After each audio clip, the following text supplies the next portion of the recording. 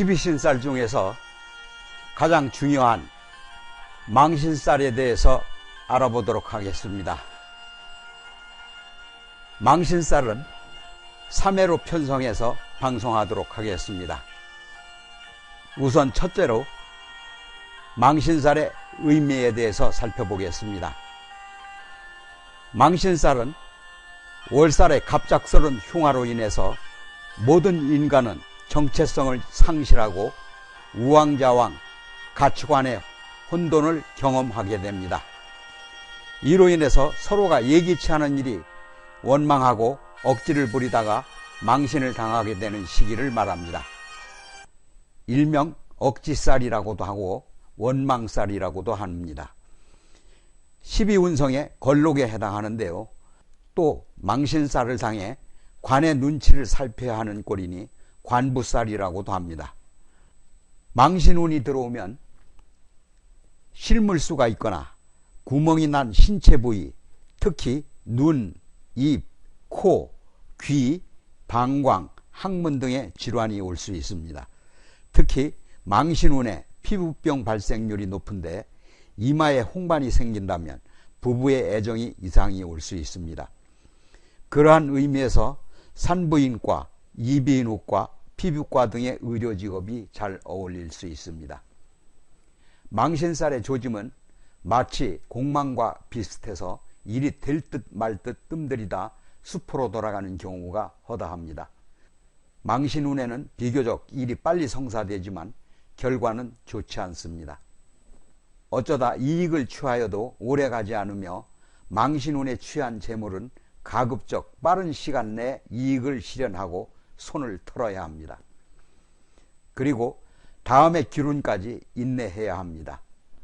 망신운에도 기운이 따르는 경우가 있는데 특히 용기가 필요한 사랑고백, 청탁, 선거 출마, 부탁 거절 등의 낯두꺼운 일에 적합한 시기이자 방향입니다.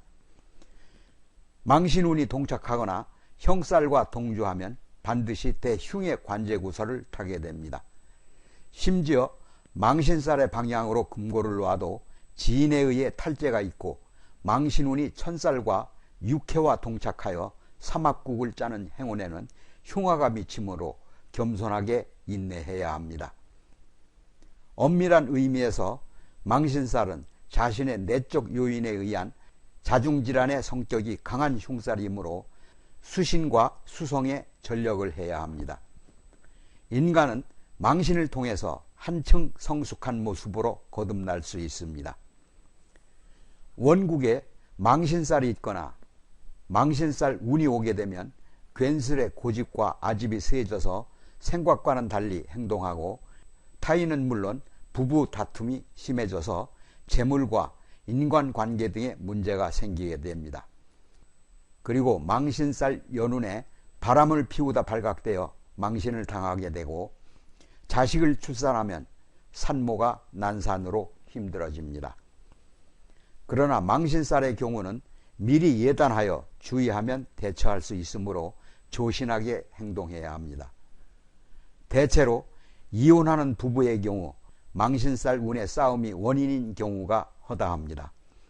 특히 망신살 연도에는 관제에 주의해야 하지만 망신살이 노광에 놓이면 오히려 기람이 배가 됩니다.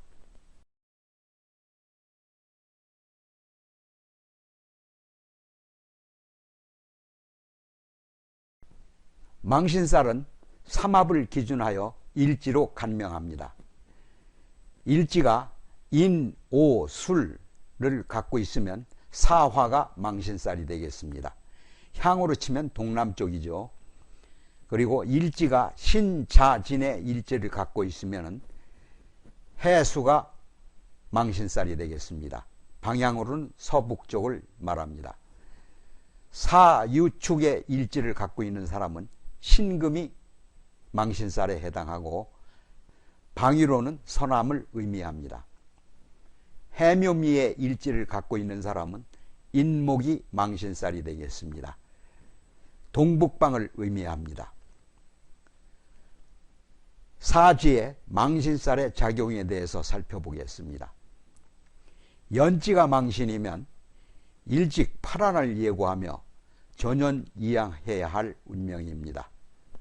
월지가 망신살에 들면 신체가 허약하고 대인관계가 불미합니다. 시지가 망신살에 있을 경우에는 자식복이 없고 가난하고 고독한 삶을 예고합니다.